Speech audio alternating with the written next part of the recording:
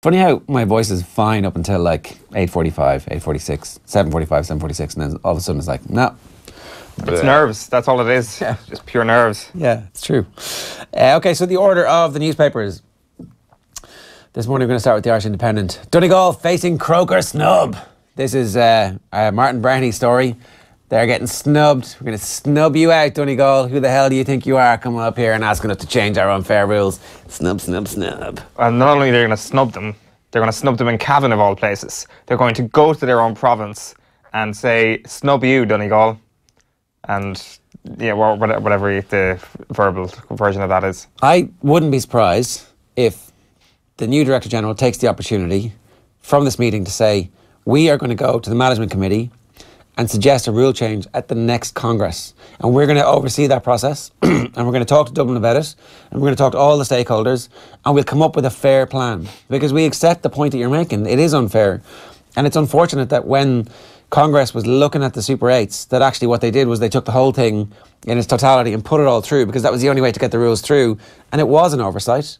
And fair enough, you've raised the point and you are the first ones and we congratulate you on that. And thanks very much for bringing that to our attention. I think that's what the new Director General is going to do today. And I think he's going to come out of this much stronger and much more important figure in the public's eye than he was in the lead up to it. And I think he's actually responsible for Croke Park backing down with the Newbridge situation. Yeah. And I think that ultimately this is going to be a really important 10 days in his tenure. And I think that actually Tom Ryan is going to come out of this really well. And Donegal have actually done the whole GAA a favour. And I don't think this is a snub. I think this headline where Donegal are getting snubbed by this is wrong. I think that ultimately what Donegal have done here is what all GAA communities should do and say, we don't think this is fair. We don't actually think we're going to win this thing. But what we're doing is highlighting an inconsistency and saying this isn't fair. Maybe we should all revisit this and fix it. Yeah, it's true. Like just on the Tom Ryan point there, it was interesting that Cian O'Neill singled him out for praise in Newbridge on the post-match comments on Sky last week.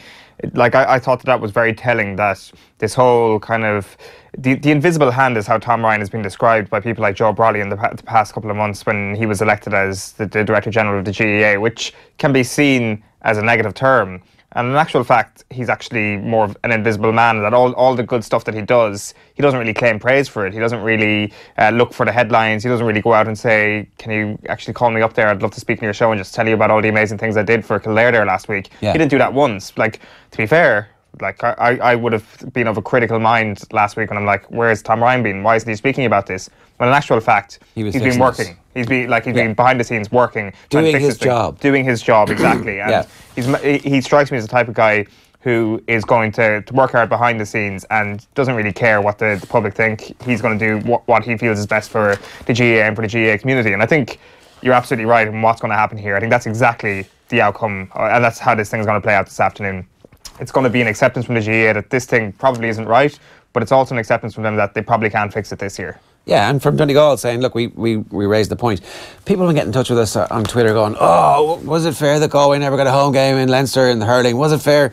And like Stephen Doyle has a piece up on offtheball.com talking about how it wasn't fair that the Dublin hurlers had to go to Thurles to play a game which was supposed to be neutral, except it was against Tipperary. And those things aren't fair. And actually, you know what? It is important that we bring all these things up.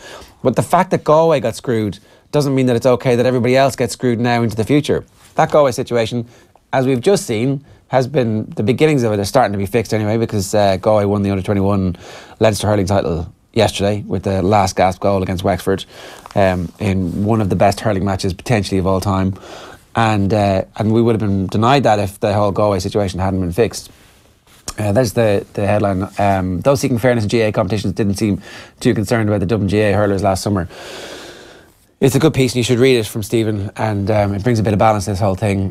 Galway hurlers had no home games until this year. Our under-21s played Tip and Thurles in 2010 All-Ireland final and got beaten 5-22 to 12 points. Spare us the Dublin sob story. No, that's the whole point. That's the whole point. You got screwed. Doesn't mean everybody else should also get screwed. It should be this is the last time that somebody's going to get screwed. It's kind of a very Irish attitude. It's like, well, I could have done that, you're going to have done that too. As opposed to, okay, I've taken this one. Why don't we all learn from this collectively and try and become a better community because of it? And that's why I think Tom Ryan's going to have an influence today, and hopefully come out and say, yeah, we're going to fix this.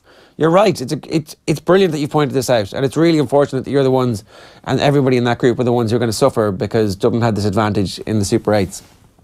But we'll fix that next year. Yeah, and I think there is kind of an active pursuit of finger pointing here. Who is to blame for this is a lot of people's mentality at the moment. And in actual fact, I'm not sure who you can blame for this, if there is anybody to blame, because ultimately this was a very complex motion at a Congress. It was one of over 50 motions at Congress 2017. It was a footnote, it was a small detail, it was a thing that wasn't debated at all, this little part of a motion, and you had to say yes or no to the motion as a whole. Yeah. Now, Martin Breheny is writing in the Irish Independent today saying, the inside story of the irony behind the Donegal officials who voted for the very rule they're trying to oppose. Those Donegal officials voted for the Super 8s. Were they aware of this footnote regarding Croke Park? They probably should have been. One of them was actually proposing the motion on behalf of the GAA. He was part of the overall GAA body. It was his job to say, this is a really good motion, everybody needs to get behind it, come on, come on. So he wasn't there. He was literally doing exactly what you're supposed to do in that circumstance, taking off his Donegal hat and saying, on the whole, this is going to be good for football. Now, that's debatable. That will ultimately be debatable, and we'll see. But as a staging post to a better system, Super 8 is obviously going to produce a bunch of really good games over the next while. I would have voted yes for the advice from Donegal. No question about it. For the Super 8s generally. Yeah, if I knew that this situation was going to come up, I'm like, do I want the opportunity to play 3 games in a round-robin system and have the unfairness of having to go to Croke Park?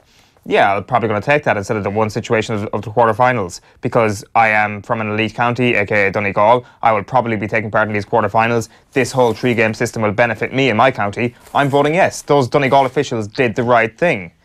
And now they're saying, well, actually, there's a little part of the thing we voted yes for that's not right. But ultimately, if you wanted to fix that, then you would have had to vote no. You wouldn't have had your 3 games this year. The Super 8s would have got backdated to the point where we wouldn't see them until next summer at the very earliest. You would have had to vote against the entire thing to vote against this little thing. And that's the thing that's really angering me around the discourse about this. It's like, well, why didn't you vote no against the Super 8s? It's like, because the Super 8s are brilliant by and large. And now we're at the point where we've got the one negative that has been confirmed this week. Okay, let's not rehash the entire Super 8 debate. There's definitely a better system out there, but as a staging post, maybe this... Well, from a Donegal perspective is what I mean. Okay, let's bring you back of the Times Ireland edition. Donegal will not boycott Croke Park. This is obviously the interviews that Michael Murphy was doing yesterday at the golf when he was having the crack. Kane fit, but Vardy a doubt for Sweden tie. Vardy was too knackered to take a penalty and now he's injured, but I bet you he'll be fine if he's called upon with about 10 minutes to go. If Harry Kane goes down, suddenly Jamie Vardy's injured. He's like, I'm miraculously recovered. But he was injured. He got a kick. And he was sore. He's too sore to take a penalty. It's not that he bottled taking a penalty. He definitely did not bottle taking a penalty. He was injured. He was injured. Shut up. He was injured. Yeah. Screw you, Owen. He was injured. Well, Who are you to cast aspersions on Jamie Vardy's bottle? Well, Jamie Vardy has got a huge bottle. He's won a Premier League title, Ger. I'm not sure if you know that. Did you know that? He was one of the best players in the Leicester City jersey that season. Good partier. Bit Great racist. Yeah, bit of a nasty man, to be quite honest. Ring of Fire. Somebody made a joke about diarrhea and Ring of Fire, and I've never really been able to listen to that song ever since. But Ring of Fire, rampant rebels prove too hot for Tim to handle. What is this? Anyway, okay. It's not really fair, is it? Cork hammer Tipperary last night in the hurling match. Sure. 223 to 113 was the score, and I don't know if you remember, but it's about 18 months ago that we were doing all these pieces about the dire future for Cork hurling, and then they won Munster. It was like, but that was a one-off, right? It was a very weak Munster last year. None of those teams performed really well, and other sides had other things to concentrate on. It was like, and then all of a sudden it's back-to-back. The under-21s are destroying a good, strong tip team who came through the semi-final with a great performance. And those kind of underage grades where they were winning loads of stuff, you start to put this package together and it's like, Cork are back, baby. Yeah, Cork are back. It's going to be great scenes for the next few years. If that's like, if you're into that sort of thing, if you're into the Cork succeeding, which I think we all should be. I think it's great to have like the most populated hurling strongholds, doing well. It's good for the game. It's good for everybody. They're always an attractive outfit. They've got a brand new stadium to play in. It's going to be a great few years for them. They're going to go on a journey like the team at the start of this decade did with the Sean O's and the Donalogues. The game was in Páirc Uí Chaoimh last night. It's probably got a home away arrangement, I presume. Yeah. But okay. Is the manager called Ring? What's the Ring of Fire? Well, while you're figuring that out, I'm not sure. Will I just like start going on a monologue or something about how Cork? You actually secretly love Cork. Well, no. All these years you've been growing up as I think a Kerry fan. You feel like you have this kind of, you need them to beat on all the time because it gives you self-esteem early in the season when you need it. Pretty much, yeah. It's an inferiority complex, sure. It's like I don't feel happy about myself unless we're beating Cork by 24 points. It's a superiority complex, really. If we're being accurate about this, it's a superiority complex. Yeah, well, like as long as Cork just focus on the hurling forever, I'm happy with that. My favourite hurling team. Well, they kind of are at the moment. If the footballers' performance against Kerry this year was anything to go by, what? So we'll see against Tyrone at the weekend. We're going to talk about that game with Enda McGinley a little bit later on. Let's bring you the Irish Times sports section this morning. England may fear nobody, but nobody fears England. This is a point that Emma Malone is making, and it's a well-made point that this whole "it's coming home" is all well and good, except that England aren't that good. Like, that's the other thing that has to be remembered here. They might scrape through against Sweden, and then if Russia/Croatia, probably Croatia, get them in the semi-finals, Croatia will be like, this is amazing. This is exactly what we wanted. We wanted your England team who have no midfield, who actually look a bit dodgy from set pieces, defending them a bit. Yeah, I think all that's fair. I think England are losing in the semi-finals to Croatia. I think it's I think that is the populist view, isn't it? Except for the media that we often consume via Sky Sports News and everything in the UK, our view has definitely been coloured by that. It's been coloured quite a bit by odds and stuff, given the amount of money going on in England, which is quite strange, given the fact that I would say they're almost dead certs to lose in the World Cup semi-final. I would be shocked if they beat Croatia. This England team is far, far inferior to that Croatia team. The only thing that can save England now is if Russia managed to take Croatia all the way to penalties and beat them, because this England team is better than that Russia team. Yeah. I mean, they would love to get Russia in the semis, I think. The other story on the front of the Irish Times is Barcelona chief denies he bought liver for Abidal. So Sandro Rosell has had to deny reports that he illegally bought a liver for Eric Abidal 6 years ago. You might remember Eric Abidal, the French defender who played for Barcelona. They had found a tumour on his liver, and then he had to have a liver transplant. A Spanish newspaper has claimed that phone calls intercepted by police. Why were they intercepting Sandro Rosell's phone calls in the first place? But anyway, show Rosell implicitly admitting he bought an illegal liver for the player who was found to have a tumour in his liver in 2011. Had the transplant in 2012, and Abidal says it was actually donated by his cousin. So that is the weirdest story I've heard involving a footballer in a long time. It's utterly bizarre. It's like what can you even say about that? It's a football official has been accused of buying an organ. There's no real discussion about that, except for the fact that you hope it's not true. You hope it's not true. And if it is true, it's just like, imagine the process of that. Like, is there a black market or something for that sort of stuff? Clearly there is.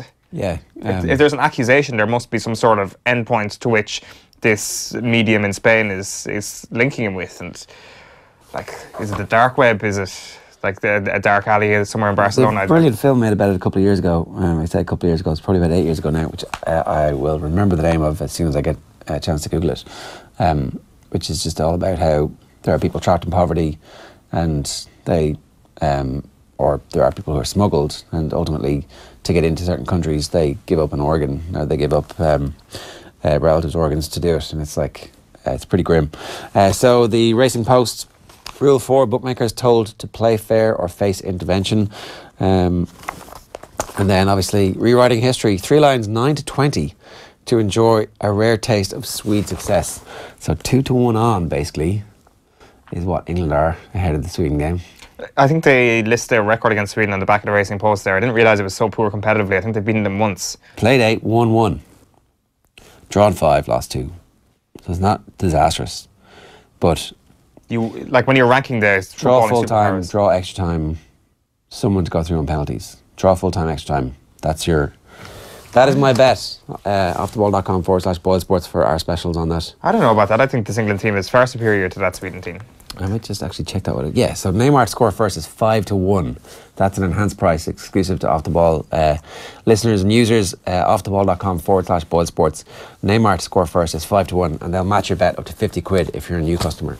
On the back page of the Heralds, it's Michael Murphy being quoted saying, "See you in Croker. Donegal captain is ready to play the Dubs at HQ." We've also got Jose Mourinho saying, "Neymar, Maguire, one of the worst divers."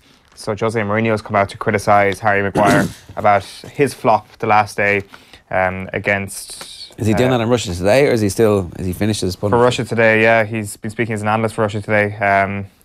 And, well, he says, speaking as an analyst for Russia Today, said the Burnley defender and his English teammates were just as guilty as Brazilian star Neymar. I presume the Everton defender. It's a strange one. I don't see the motive for Russia Today or for Jose Mourinho to actually be defending Neymar, but then maybe that's just my own paranoia. Whenever I see anybody quoted in Russia Today, I'm like, what's the motive here? What's the real story here? Why is Neymar being defended? Maybe it's just an honest opinion from Jose Mourinho. And I see Brazilian Ronaldo has come out to actually defend Neymar as well. Although Mateus has come out to criticise him, so I think there's a mixture of views on all of this.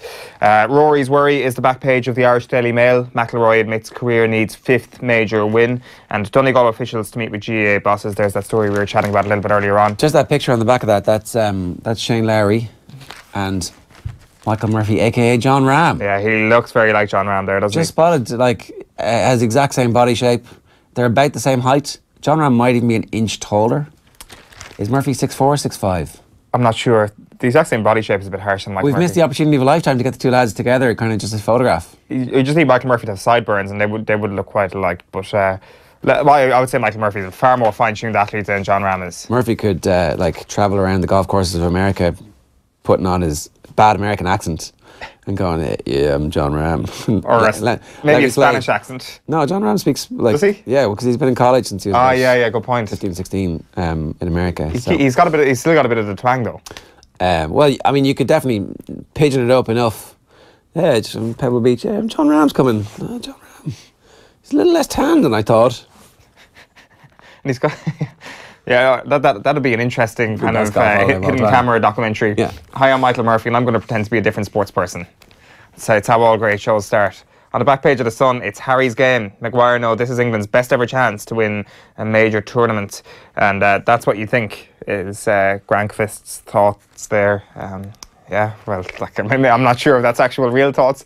Does Grankvist actually speak to The Sun and say, I was thinking earlier on, that's what you think, and they've quoted him as such. I presume that's how it works. Speaking of players playing other sports, no doubt Paul Rouse will have been very interested by what was going on the Irish Open Twitter account yesterday. That's assuming that, of course, that he stays on as the Offaly football manager, because Shane Lowry turns out is bloody good at football. Have a look.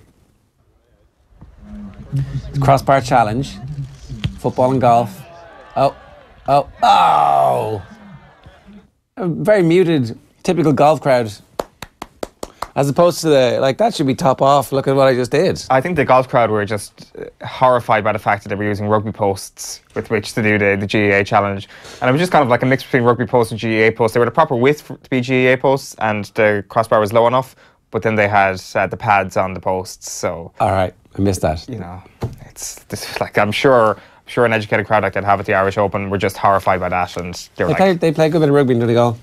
Oh, they do, yeah, without question. They also do an awfully.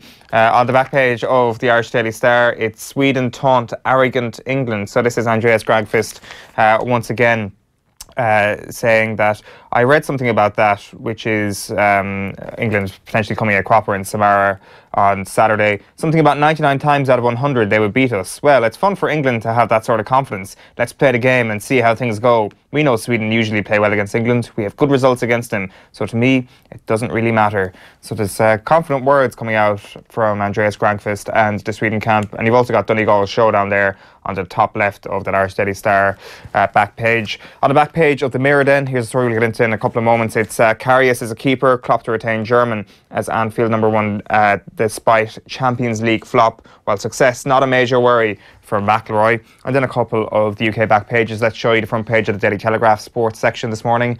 It's Wimbledon Brits fly the football flag. And on the back page... My favourite story about other sports not giving a shit about other sports.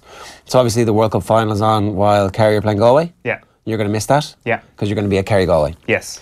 Donaghy was saying, look, I mean, for Kerry and Galway people, ultimately, the World Cup, it's great, it's nice and everything, but there's only one show in town. At Wimbledon, when England are playing at 3 o'clock on Saturday, 0 TVs will have access to anything other than the tennis. There will be no football at Wimbledon.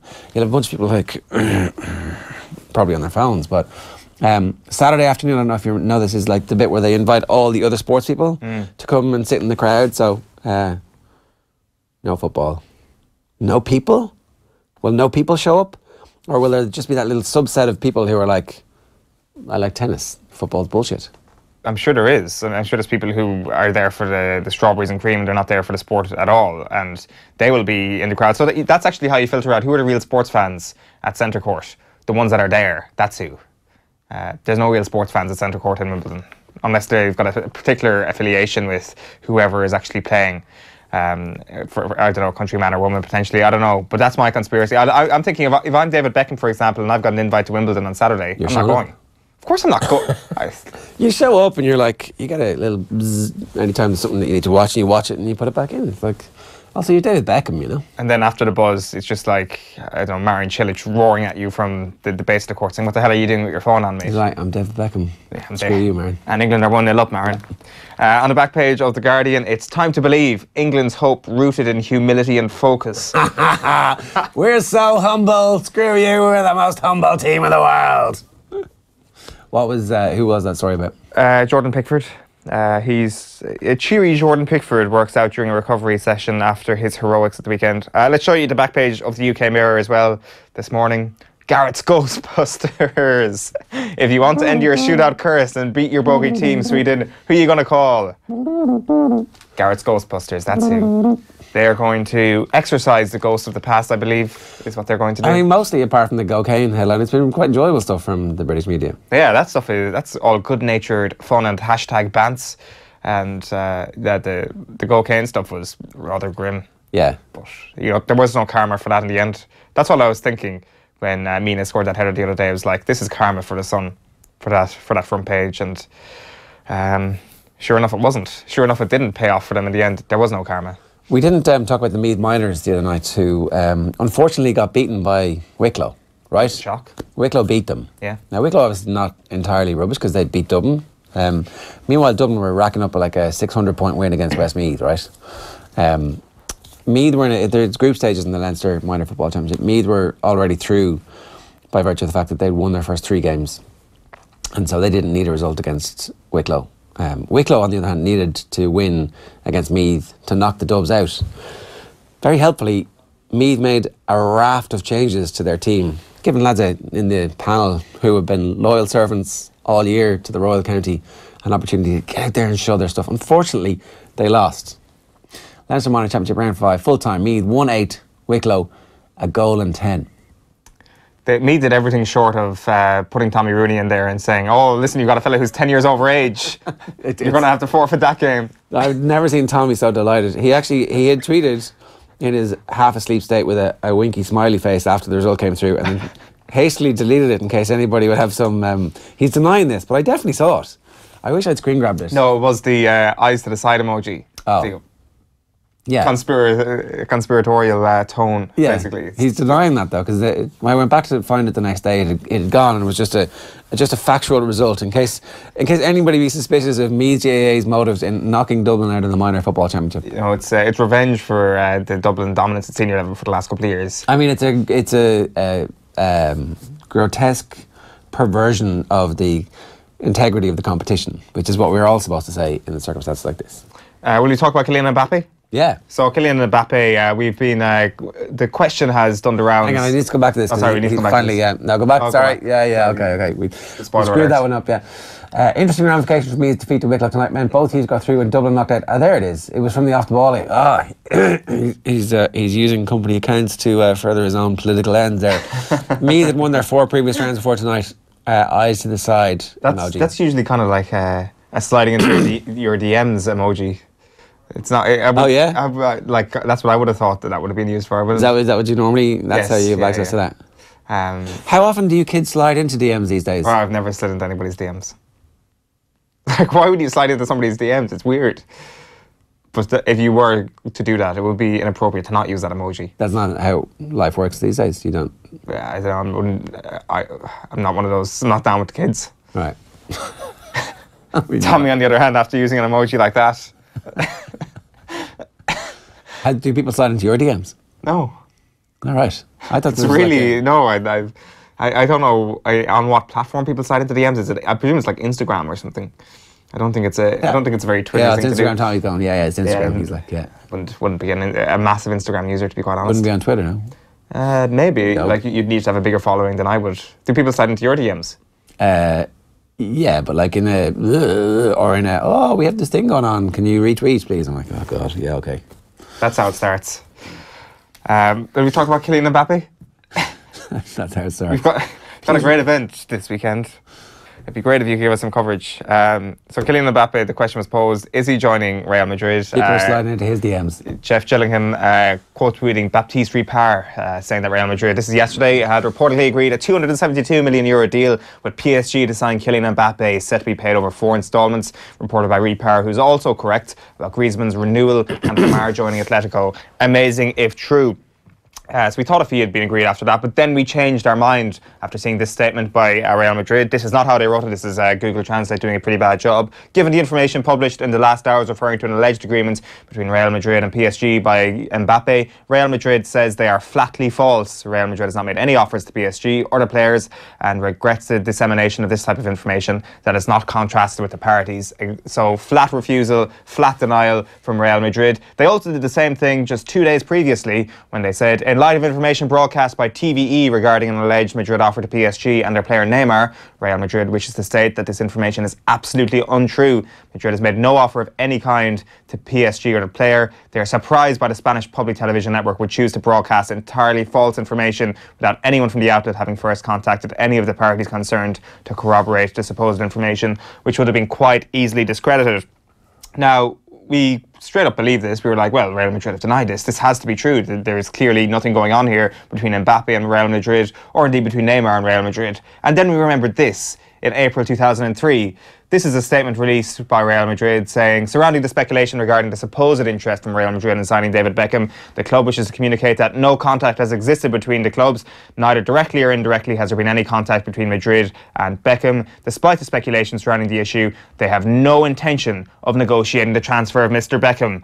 Spoiler alert, here's what happened 2 months later. Beckham joins Real Madrid, of course, on the 18th of June 2003. He has agreed a 4-year contract with Real Madrid. Let's also remind ourselves what happened with Ronaldo in August 2002. The deal collapsing there significantly between Real Madrid and Inter Milan for a deal from this Brazilian World Cup star Ronaldo. So Ronaldo, of course, stayed at Inter Milan, didn't he? Oh wait, no he didn't. Here's what happened a couple of months later. Real Madrid swoop for Ronaldo. They've added to their star-studded lineup by finalising a deal for the transfer of Ronaldo from Real Madrid. So basically, we can believe that we can believe nothing when it comes to Mbappe and Neymar. The statements released by Real Madrid should basically have included a little asterisk saying this could all be nonsense. Mbappe and Neymar would cost about 500 million combined in signing fee. Yes. Like spread over a bunch of years, so not really, right? But they could get 100 million quid as the fee that Real Madrid are seeking from Juventus for Ronaldo. Mm-hmm. He was obviously at the end of his career. Probably going to be good for another 2 or 3 seasons, but at the same time, Kylian Mbappe could be good for 10/15 seasons. And they could probably get 120, maybe 180 million for Gareth Bale from Real Madrid or from Manchester United. So all of a sudden, you've replaced those 2 players for your entire outlay of this year. Not very much. No, it's true, and you've got this whole new brand of Galacticos. You think the thing is getting stale. We've won a load of Champions Leagues in a row. It's getting boring now. We're too successful. How do we make things more exciting for everybody? And it's sign a load of players, just throw the blueprint out the window. Do Neymar and Mbappe play well together for PSG? I wouldn't necessarily say that they've got the biggest chemistry from it. Like, we were only watching them in the Champions League, and even to that point, we missed Neymar in the latter stages of the Champions League because of that injury. So we've only had one season to see it. We all know how Neymar and Cavani, how they kind of refuse to cooperate at certain points of the season. We know that individually they're amazing players, and ultimately they're on opposite wings. Like, there is no sort of kind of centre midfield partnership there. They're kind of hugging touchlines to a certain extent away from each other. But I would imagine that Mbappe in particular would be happy to step out of the shadow of Neymar. If you had to pick one or the other, you've got to sign Neymar in that situation. Just another piece of transfer news for you this morning, and it's, as we mentioned on the back page of the Mirror, that Karius is a keeper. It's bad news for Liverpool fans, I think, that Klopp is going to retain him. He's prepared to back the Champions League fall guy, reports the Mirror this morning. Just going to turn inside to tell you that Liverpool... that Jurgen Klopp has come out and says he insists that there is no keeper currently available who he rates higher, despite the fact that Liverpool have already been priced out of moves for Atletico Madrid's Jan Oblak and Roma's Alisson, of course, who's playing with Real Madrid at the moment. The other options we're talking about in the Mirror this morning are Barcelona's Jasper Cillessen and Kasper Schmeichel as well, and Pavlenka as well from Werder Bremen. So he essentially rates Loris Karius higher than that. Pre-season is starting soon, and it looks like Karius is going to stay with Liverpool. And another man who's come back into our lives this week, really, ahead of... Karius was concussed, so it's totally fair. Like, he was concussed. They should have got him off. Well, science is going to save Loris Karius in the situation. It's as simple as that. He gets one more chance because of this concussion ruling, which was, like, it's a story that we haven't given enough credit to for the bizarre nature of it all, really. It's absolutely mad, given how heavily lambasted Loris Karius was, and to a couple of days later this story coming out, and we had the World Cup to distract us from this. Yeah. Like, let's just pause for a moment and appreciate how crazy it was that a keeper saw pretty much the majority of a Champions League final out while being concussed. Yeah, not right. Sven-Goran Eriksson is back in the news. He's talking up Sweden's chances against England at the weekend. We were just sitting around on our hands basically waiting for Sven to come out and talk about this. He says it's going to be the most difficult game so far for England. They can bet on that. It will be easier for England to beat Brazil than to beat Sweden, in my opinion, he says. Really? Would England really take Brazil over Sweden at this point? No. Probably not. He does talk a little bit of sense. He says Sweden will be more or less the same as Iceland in Euro 2016. They don't have the best footballers in the world, and none of our players will play in the first team of the biggest clubs in the world since Zlatan left. But as a team, they work together. They're one of the best. You won't find a better team. Sweden are champions of team spirit, which sounds like a patronising kind of line towards a team who've already lost the match. But no, Sven-Goran Eriksson is very confident. He can be confident because he got Emil Forsberg, who wrote this piece on the Players' Tribune last week, which kind of went under the radar. Now, he says, the only time I get nervous in football is after I play a bad game, because when he gets home at night, he knows what's coming. A meeting with the sheriff. And let me tell you, it can be brutal. The sheriff always gives it to me straight. You were a disaster. Where were you? Why didn't you make that run?